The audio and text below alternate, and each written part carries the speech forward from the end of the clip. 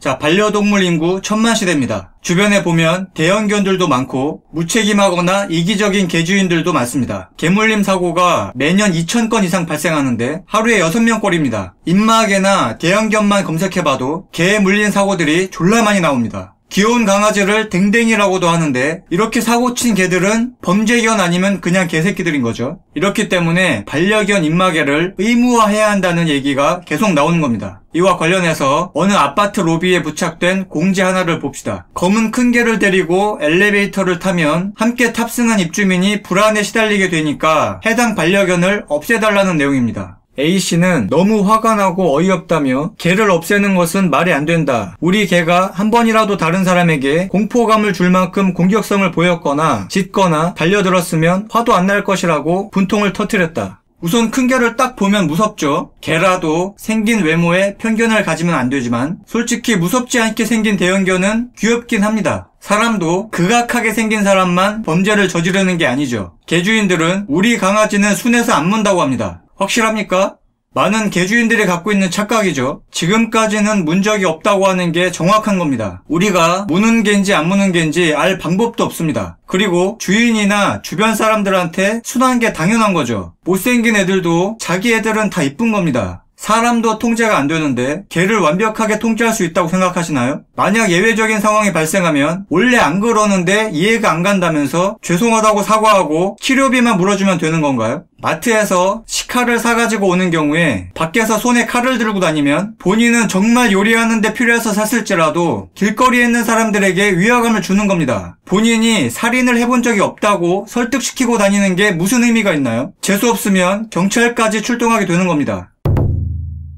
큰 개는 공동생활하는 아파트 생활에 각별히 주의를 해야 합니다. 그래서 대형견한테는 입마개가 필요하다는 겁니다. 몸높이 40cm 이상 대형견한테 입마개 착용을 의무화하고 목줄 길이도 2m 이내로 하는 법 개정을 추진했다가 동물보호단체와 반려인들의 반대로 현재 맹견 5종에 대해서만 적용을 하고 있죠. 어떤 반려견 심리 전문가는 개물림 사고를 법 규제보단 인식 개선이나 올바른 교육으로 해결하자고 합니다. 직접적으로 개를 컨트롤할 수 있는 능력들을 제대로 배우는 게 필요하다는 거죠. 근데 당장 교육으로 해결될 문제가 아닙니다. 우리 사회가, 우리 일상이 100년을 바라보고 살 수 있는 데가 아닙니다. 개선이 안 되는 일은 빨리 법조항을 만들어서 해결해야지 다른 더 중요한 일을 할 수 있는 겁니다. 어떤 반려동물 행정교정 전문가는 개 입마개 훈련이 어렵지 않다고 합니다. 졸라 쉬운 건 알겠는데 대부분의 개주인들이 훈련을 안 시키고 데리고 다닌다고요. 그리고 반려견이 공격하는 일을 사전에 방지하는 것이 중요하다고 합니다. 근데 방지가 안 되고 방치를 하니까 개 물림 사고가 반복적으로 일어나고 있는 겁니다. 개가 집에서 아예 안 나올 수는 없으니까 나올 수밖에 없다면 입마개를 채우는 것이 가장 확실하고 합리적인 대책인 겁니다. 그리고 사람과 동물이 공존할 수 있는 문화를 형성하는데 개주인들이 무슨 노력을 하고 있는지 모르겠습니다. 길에서 개줄 때문에 돌아가거나 걸려서 넘어질 뻔한 적이 한두 번이 아닙니다. 그리고 길 한복판에 개새끼가 똥을 쌌으면 치우세요. 그 배설물을 밟은 줄 모르는 사람은 계속 묻히고 다니다가 어디 가서 민폐를 끼치거나 대중교통을 이용할 경우에는 훨씬 상황이 심각해집니다. 개인적으로는 길에서 똥을 보는 것 자체가 기분이 더럽고 불쾌합니다. 길에 다닐 때 계속 땅바닥을 쳐다보면서 다닐 수는 없지 않습니까? 그리고 개 짖는 소음도 무시 못하죠. 개가 그냥 짖게 방치하는 집도 있고 무슨 개사육장도 아니고 몇 마리씩 키우는 집도 있습니다. 그 집주인과 싸우기만 하지 해결이 안 되는 문제입니다. 하루 종일 소음 스트레스에 노출되면 층간소음과 마찬가지로 진짜 괴롭습니다.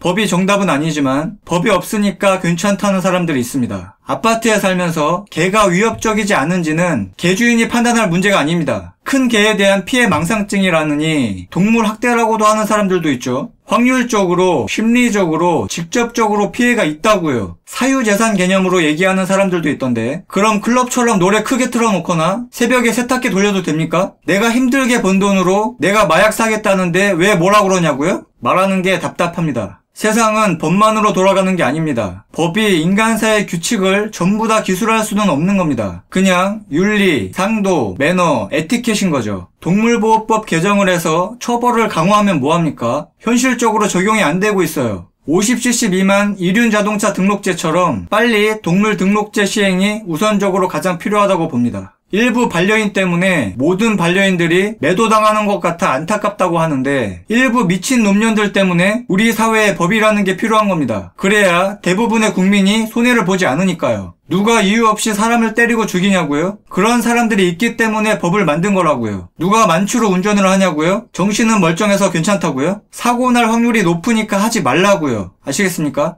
항상 사후 대책만 마련하는 풍토도 바꿔야 합니다. 단지 내에서 누가 개에 크게 물리거나 개한테 물려서 사망해야지 규칙들이 나오게 되죠. 자, 결론. 반려동물 인구 1000만 중에서 1%만 예외라고 해도 10만입니다. 공존의 해법에 있어서 제도나 자체 규칙을 통해 의식적으로 개주인들의 마인드를 개선시키는 게 우선이라고 봅니다.